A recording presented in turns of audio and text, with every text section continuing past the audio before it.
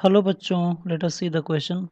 A capacitor of 1 microfarad is placed in series with a resistor of 2 mega ohm and a battery of EMF 2 volt. Calculate the time after which the charge will grow to 86.47% of its maximum value.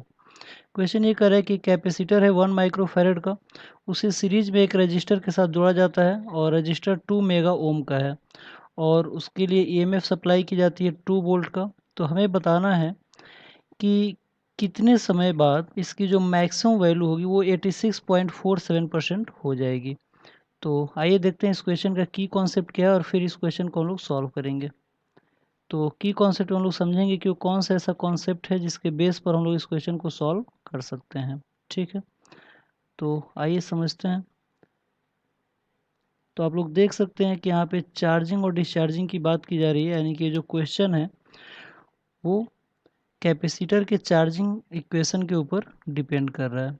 ठीक है, यानी कि this question is based on equation of charging of capacitor. क्या होता है capacitor के charging का equation? तो इसका जो इक्वेशन होता है Q equal to Q naught 1 minus e to the power minus t upon R C. ठीक है, यहाँ पे R जो है वो रेजिस्टेंस है और C यहाँ पे कैपेसिटेंस है। तो आइए देखते हैं कि क्या क्या गिवन है और फिर इस क्वेश्चन को हम लोग अटेम्प्ट करते हैं। तो सोल्यूशन में हम लोग देखेंगे कि क्या क्या गिवन है।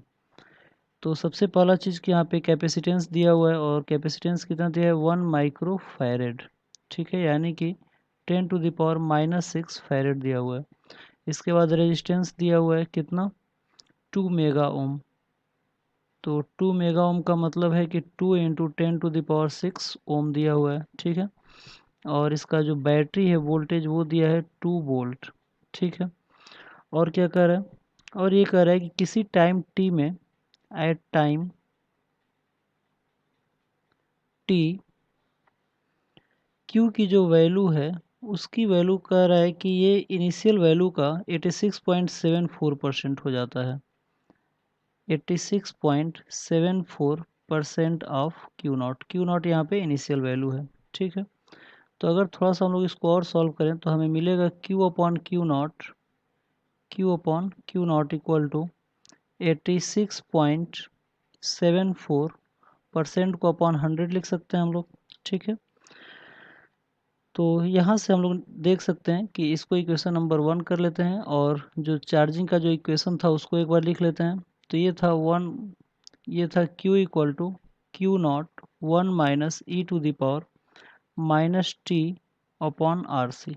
ठीक है, तो इसको अगर हम लोग Q अपॉन क्यू नॉट लिखें तो इसकी वैल्यू हो जाएगी 1 minus e to the power minus t upon R C.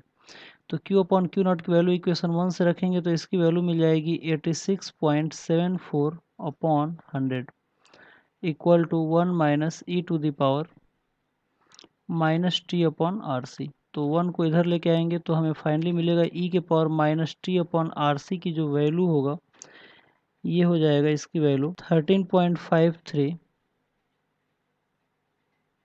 Upon 100। तो अगर हम लोग इसका पावर अगर हटाने की कोशिश करें तो ई टू द पावर अगर टी अपॉन आर सी अगर लिखें तो ये नीचे वाला डिनोमिनेटर ऊपर चला जाएगा, यानी कि 100 अपॉन 13.53 हो जाएगा। ठीक है, तो अगर हम लोग यहाँ से पावर की अगर वैल्यू लिखें टी अपॉन आर सी तो इधर वाला जो पोर्शन होगा ये लॉग में चेंज हो जाएगा, नेचुरल लॉग में चेंज हो जाएगा और ये हो जाएगा 100 अपॉन 13.53। ठीक है, तो यहाँ से हम लोग टी की वैल्यू निकाल सकते हैं। तो जो फाइनली टी की जो वैल्यू होगा वो हो जाएगा R C into log 100 upon 13.53।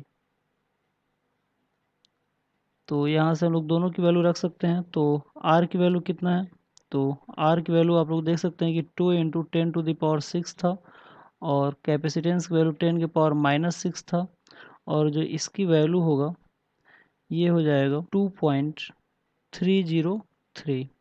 ठीक है, तो यहाँ से 10⁻⁻6 से ये 6 कट जाएगा तो अप्रॉक्सीमेट ये आ जाएगा 4 सेकेंड।